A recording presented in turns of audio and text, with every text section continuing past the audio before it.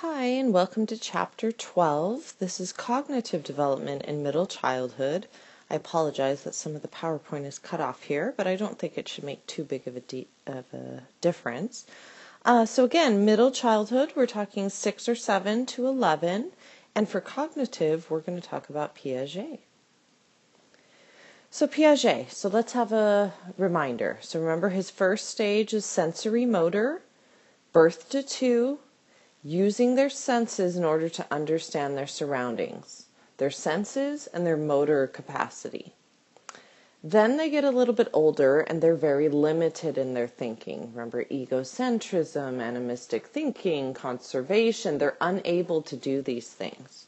Well, now that they're 6 or 7 to 11, their thinking is more logical, it's more flexible, it's more organized.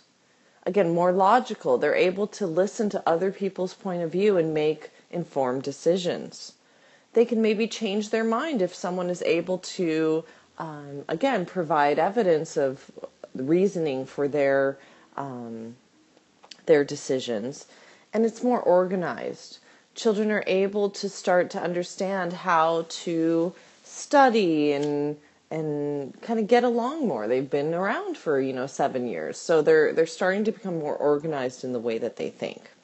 So regarding those terms from last stage, they are now able to conserve. They now can see you pour the water into another container and understand, oh, it's not different. You just put it into a different container. The amount of water is still the same. Centration, they can now decentrate. They can be told, okay, when you get home, make sure you do your homework, take out the trash, and walk the dog. And they should be able to focus on all 3 of those tasks and be able to get them finished. Now, they're now able to demonstrate reversibility. So remember, they couldn't really think about what they did the step before. They had to always go in a forward direction of thinking. Well, now, when you could be sitting with an 8-year-old and say, okay, what did you do this morning? What did you have for breakfast? You can start asking them recall questions, and their memory is now more developed and they're able to provide those answers. Now, 2 new terms. We have classification. Children really enjoy creating groups of items. Again, whether it's toys or rocks. I know with my children it was Pokemon cards and Bakugan and they of course want everything regarding that. I think my children have like thousands of Pokemon cards.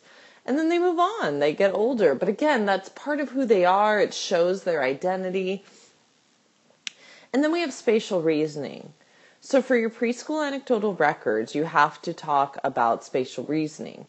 Now you can mention Piaget's concept of spatial reasoning, or you can refer to Howard Gardner's concept of spatial intelligence, which will also be talked about in this chapter.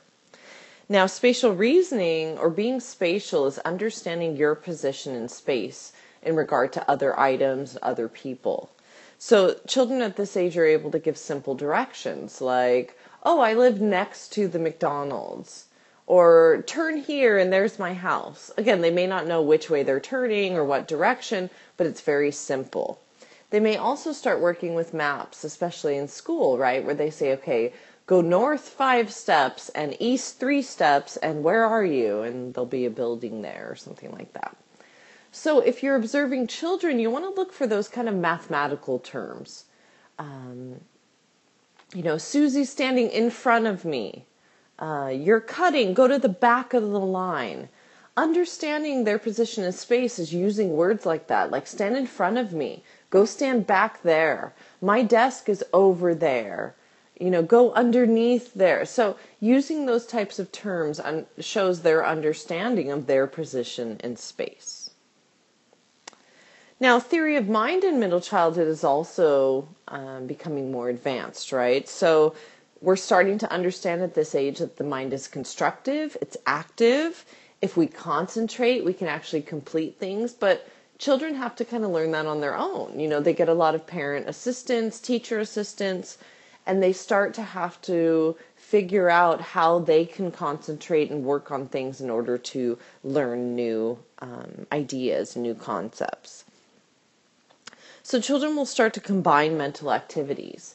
Like maybe they realize if they read it out loud and then take some notes that they grasp the information better. So school is the perfect avenue to engage the theory of mind because we are concentrating on children paying more attention, memorizing, and they're being evaluated. So that's definitely being worked on as we're in elementary school. Now, what about gifted and talented children? So gifted is considered exceptional intellectual strength, and they usually measure it by a high IQ.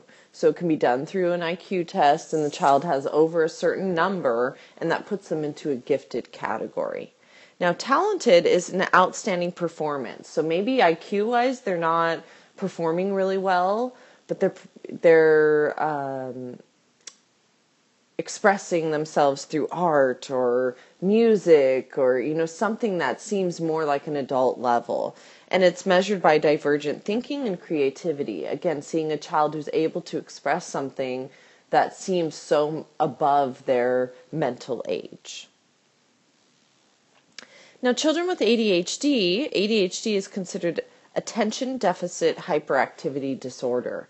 Now, we used to only have ADD, which was attention deficit disorder, but we've noticed that hyperactivity is a component also. So they threw that in there, and now you're either ADHD with the hyperactivity or without, or with the inattentive component or without. So the symptoms, again, like I said, inattention, impulsivity, excess motor activity. Maybe they can't stay focused on a task for more than a few minutes. And they often may ignore social rules, lash out when frustrated, again, because they're trying to get something finished and it's not happening.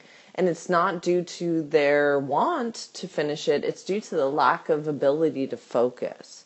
Now, why would that happen? Why would 3 to 6% of school-age children be diagnosed? Well, they do find it's highly hereditary, where maybe your parents had issues with attention or hyperactivity, but also environmental factors. So sometimes when they see children who have a very stressful life, those children exhibit ADHD behaviors. And again, it could be living in a very passive environment with not a lot of discipline, or living in a violent home, or even an overly restrictive home. There's a lot of reasons why children can develop ADHD. Again, many times it's a nature and nurture component, but let's go to the next slide because it talks a little bit more about that. So again, there's a nature and nurture component to ADHD. Do we develop ADHD because of our nature? Is it born within us? Or is it something that develops over time based on our experiences? Well, nature-based people would say ADHD is highly hereditary. They're going to do brain scans and they say, look, there's abnormal brain functioning. There's slow brain growth. So here's a normal brain. Here's a brain before treatment and after treatment. And notice here, it's looking more similar to that normal brain after being given Ritalin. So that would be, the treatment for a nature-based person. They would say, look, this is something going on in the brain. Therefore, the child needs a medication in order to help those symptoms. Again, if a child had diabetes, wouldn't you give them the insulin that they need? So nature-based doctors are going to take that approach of saying, look, here's the brain scan, let's treat it with medication. Now, nurture side is going to look at maybe even before you're born, right? Teratogens. Were you exposed to something like alcohol or drugs? Could that be leading to the fact that you're not able to pay attention? Then they would look at, are there home issues? Are you watching your parents fight on a daily basis? And that's your cause of not focusing. Maybe you disassociate and kind of stare off into space in order to not have to live in that stressful environment. So what do you think the treatment would be for a nurture side? Think about it. If they think it's more environmental, they're going to look at therapy. And again, there's different types of therapy, right? There's mental therapy, psychological therapy, going and talking with someone. And again, if there's high family stress, that would be a good idea for the child. Maybe also educational therapy or educational accommodations. So the nurture-based side would say, look, we need to accommodate this child at school. They're not able to succeed in the environment that they're already in, so let's give them additional time to take a test, or let's give them the opportunity to go into another room where they're away from distractions. So again, there's a nature and nurture side to ADHD, but the most common and the most successful treatment is the combined approach. So treat the child with medication, with therapy, with school accommodations, and again, see if they're all working out. Maybe if everything's going really well, you can kind of pull away the medication and see if things are still improving. But it is a trial and error. And again, many children, like here we see Ritalin. Ritalin's not as common nowadays. It's more, the common one I hear nowadays is Focalin, again, helping children focus. But children can have symptoms like, with eating or with sleeping. So it's really important that you stay on top of the children when they do start taking ADHD medication. So again, if it was nature, they would believe medication. If it was nurture, it would be therapy and modifications. But they do find, medication reduces symptoms in about 70% of children. But like I said, these drugs have risks. And they do find that medication combined with interventions are the most successful. So many times children with ADHD will not be diagnosed for things like learning disabilities because teachers and parents are so consumed with the attention or the hyperactivity, they're not noticing that maybe there's struggling in math or struggling in reading or writing. So usually it's in reading, but 5 to 10% of school-age children are diagnosed with a learning disability. And the ways that we try to educate children with learning disabilities is either being mainstreamed or inclusion. Now, mainstreaming is when children are in a special needs classroom. So that's their primary classroom. They have a special education teacher. But on regular or on specific times of the day, they're going to be mainstreamed or pulled into the main group of children or the children who are in typical classrooms. So, for example, when I was a 4th grade long-term substitute, I had a child from the 6th grade special education class come to our class every day for math because he was on a 4th grade level. So again, they are mainstreamed during specific time periods based on their skills. Math, science, PE, whatever it is, we try to include those children as much as possible within a typical learning environment. Now, what if they don't really need a special education teacher? Then that's considered inclusion. And children with learning difficulties learn along with the other children in their classroom. Now, on Blackboard, you're going to watch a video about inclusion, and it's not in the classroom, it's actually on the playground. Sometimes we don't think about, are all children able to be included in our playground structures? So I'd like you guys to take a look at that video when you're done with this PowerPoint. Now, academic achievement, class size. So children, in smaller classes score higher than in larger classes because, again, they're getting more one-on-one attention. And children show better concentration, higher quality class participation, and more favorable attitudes. Again, they're not kind of this student who's forgotten about in the corner. They're engaged, they're actively working with others, their teacher knows them and includes them, and they find that it's a lot better for academic achievement. Now let's look at Howard Gardner and intelligence. So what explains our differences in IQ? Why do some people have a higher IQ than others? Again, half of it is genetics, nature, and half of it is environment, nurture. Again, we get information from our parents, so we may already be at, a heightened level of intelligence. But think about, like Jeannie that we talked about in the abuse case. She may have had a high IQ, but she was put into an environment that was so restrictive that she wasn't really able to reach her IQ level. So we do want to take into account that a child may be incredibly smart, but if they're not given the avenue to be smart, they may never really get up to the level that their abilities could allow them to be. So IQ becomes more stable around age 6. That's typically an age that we can start doing IQ tests. Again, we can look at school performance, we can speak to the child, we can interview them. And IQ tests provide a general score that gives us an idea of general intelligence. But not all types of intelligence are included in these type of tests. And that was something that Howard Gardner had a problem with. He didn't feel that we were all the same kind of learners and felt that we should take into account multiple types of intelligence. So the types of tests that are out there are the Stanford-Binet. You can take it from 2 to adulthood, and it really looks at general knowledge, quantitative reasoning, that's math, visual spatial processing, memory, and then there's the Wechsler Intelligence Scale, 6 to 16, and this looks at verbal reasoning. Again, it's looking at a very mathematical, linguistic, and comprehensive mind.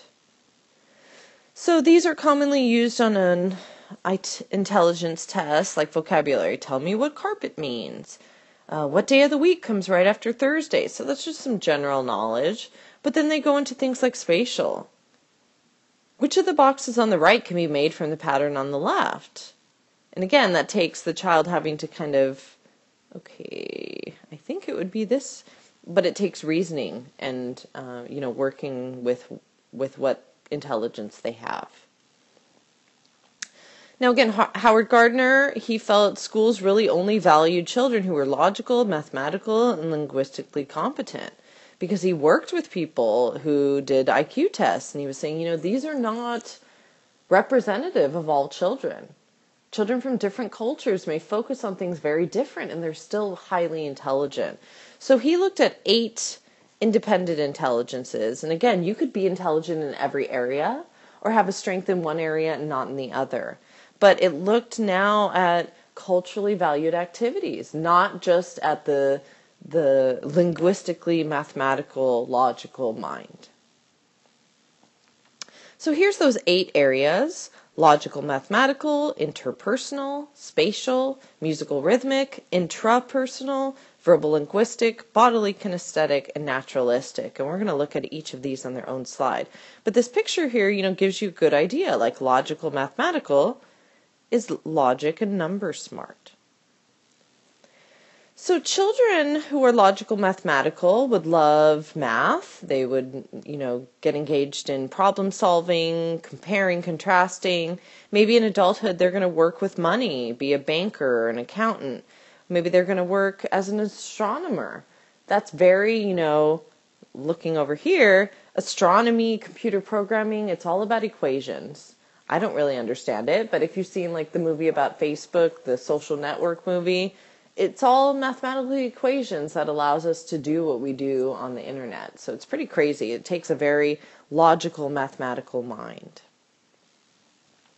Interpersonal. So if you notice, there's interpersonal and intrapersonal. Interpersonal, I focus on inter, and I think of interacting.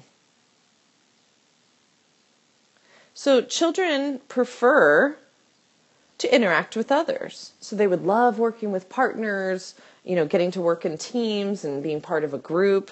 And as adults, they may work in customer service or be teachers. Again, as teachers, we have to interact with not only children, other teachers, parents, colleagues.